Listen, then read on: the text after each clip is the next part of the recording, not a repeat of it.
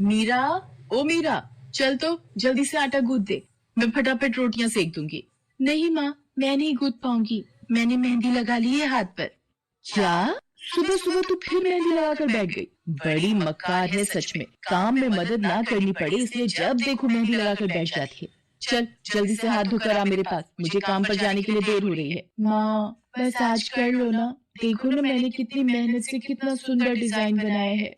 लेकिन जैसे ही उसकी नजर मीरा के हाथों पर पड़ती है, उसका गुस्सा पल भर में गायब हो जाता है। वो मीरा से कहती है, अरे वाह मीरा, तूने तो बड़ी सुंदर मेहंदी लगाई है। हाँ माँ, वो शांति दीदी ने मुझे एक किताब दी थी कल, उसमें बड़े ही सुंदर सुंदर डिजाइन बने हैं, बस उसी में से देखकर लगाई है मैंने। सुंदर है ना? हाँ बहुत सुंदर है।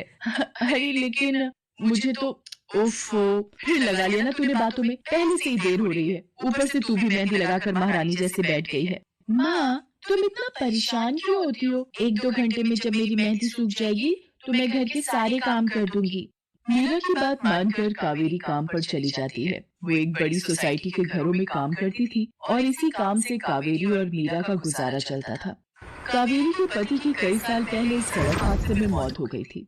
तब से कावेरी पर ही सारी जिम्मेदारी थी। मीरा भी घर के कामों में उसका पूरा हाथ बटाती थी। मीरा को मेहंदी लगाना बहुत पसंद था। उसने अपने घर के पीछे मेहंदी के कई सारे पौधे लगा रखे थे, जिनका वो बहुत ख्याल रखती थी। वो अपने हाथों से मेहंदी के पत्तों को पीसकर अपने हाथों में लगाने के लिए तैयार करती थी। फिर एक दिन, मीरा, हमें इस जगह पर थोड़ी मोड़ी खेती कर लेनी चाहिए। ये मेहंदी के पौधों से कुछ कमाई थोड़ी ही हो रही है, खेती कर लेंगे तो कुछ पैसे ही बन जाएंगे।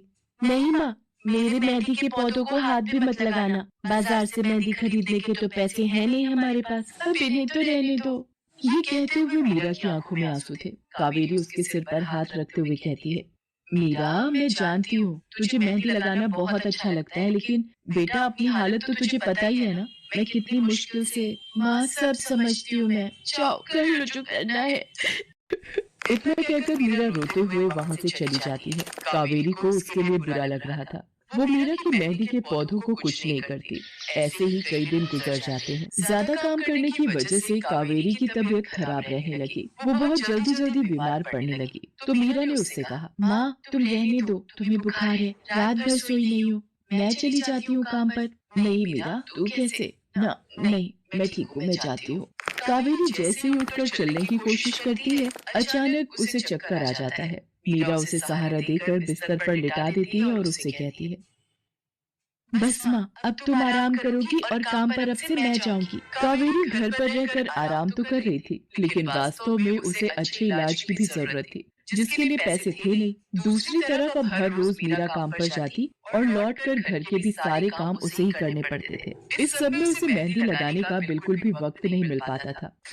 मीरा, कितने दिन हो गए तूने मेहंदी नहीं लगाई? हाँ माँ, बस मन नहीं कर रहा। अच्छा, मेहंदी लगाने का तेरा मन नहीं? मैं सब जानती हूँ। मैंने बिस्तर पकड़ लिया है और मेरी फूल सी बच्ची पर सारे काम पड़ गए हैं। अब बस बहुत हो गया आराम। मीरा, जा तू जाकर मेहंदी लगा ले, आज मैं जाऊंगी काम पर। नहीं माँ, तुम कहीं नहीं जाओगी, मैं कर लूंगी सब, और मैं सच बोल रही हूँ, मैं बड़ी हो गई हूँ, मेहंदी मेहंदी का मुझे शौक नहीं। इतना कहकर मीरा काम पर जाने के लिए घर से निकल जाती है। कावेरी की आंखों में आंसू आ जाते हैं। मीरा सोसाइटी के कई घरों में काम करती थी।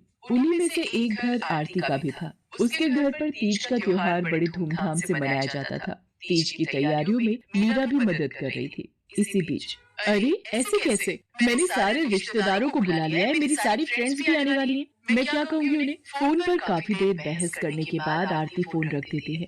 उन्हें उदास देखकर मीरा उससे पूछती है, क्या हुआ मैडम जी, आप कुछ परेशान लग रहे हो? हाँ मीरा, बड़ी मुसीबत हो गई। कल तीज का फंक्शन है, मैंने सबको मेहंदी लगवाने के लिए यहीं बुला लिया है, और आखिरी मौके पर ये पार्लर वाली धोखा दे गई। कह रही है कल नहीं आ पाएगी। अब क्या होगा? इतनी जल्दी कौन तैयार होगा सबको मेहंदी लगाने के लिए? मैडम जी, वैसे मैं भी ठीक ठाक मेहंदी लगा लेती हूँ। अरे हाँ, कावेरी ने मुझे बताया तो था एक बार कि तुझे मेहंदी लगाने का बहुत शौक है। वैसे मुझे तो कोई परेशानी नहीं है, तू देख ले बेटा, बहुत सारे हाथ लगाने होंगे और मेहंदी बढ़िया लगनी चाहिए सबके।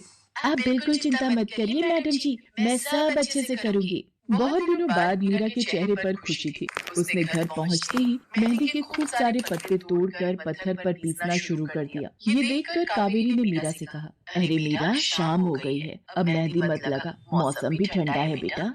ये मेहंदी मैं अपने लिए नहीं पीस रही माँ, वो 5वें फ्लोर वाली मैडम जी है ना, कल उनके यहाँ लगानी है। अच्छा बेटा, पर ध्यान से बेटा, वो बड़े लोग हैं, कोई गलती ना हो जाए। माँ, तुम बिल्कुल चिंता मत करो, मेहंदी लगाने में मुझसे कभी कोई गलती हो ही नहीं सकती। मीरा खूब सारी मेहंदी तैयार करके अगले दिन आरती के घर पहुंच जाती है। वो अपनी मेहंदी को कोन में भरने लगती है कि तभी आरती की एक फ्रेंड आरती से, आरती, ये किसे बुला लिया तुमने? मैंने जिस पार्लर का नंबर दिया था तुम्हें, उससे बात नहीं हुई क्या? हुई तो थी, लेकिन उसने आखिरी वक्त पर मना कर दिया। तुम बिल्कुल चिंता मत करो, ये मीरा है, मेरी हाउसमेड है ना कावेरी, ये उसी की बेटी है। बहुत अच्छी मेहंदी लगाती है ये।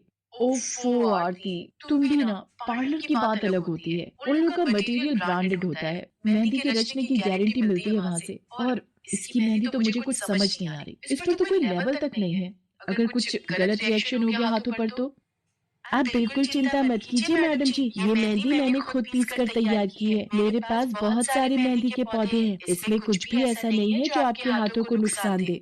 ना भाई ना, सॉरी आरती, बट मैं अपने हाथों को लेकर कोई रिस्क नहीं ले सकती। तुम सब लगवाओ, मैं तो पार्लर जाकर ही लगवाऊंगी। इतना कहकर आरती की दोस्त शालिनी वहां से चली जाती है। आरती मीरा को इशारा देकर काम शुरू करने को कहती है।